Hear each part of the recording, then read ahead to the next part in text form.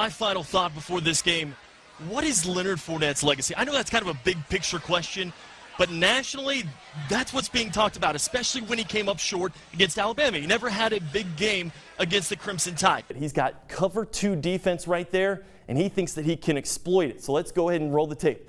The first read that a defense gets is the offensive lineman. Look at the offensive lineman. They take their first step forward. What does that mean? That means it's usually a run. This Alabama safety right here comes all the way up. He thinks he's going to defend the run, and Chad Kelly, full autonomy in this Ole Miss offense. He can do whatever he wants, and he does right there. It was kind of funny earlier this week, several of his teammates calling quarterback Joe Burrow John Wayne. Nothing gets to him. How about when a 300-pound defensive lineman bears down on you, earholes you, and knocks you down on the ground in the first quarter?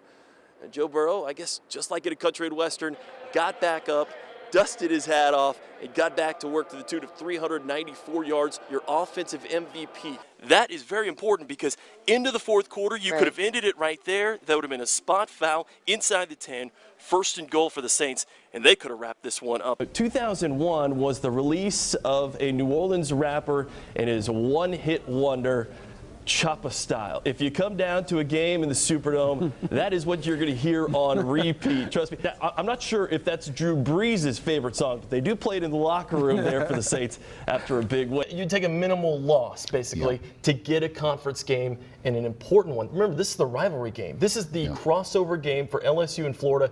It's important, and it's important to get it done.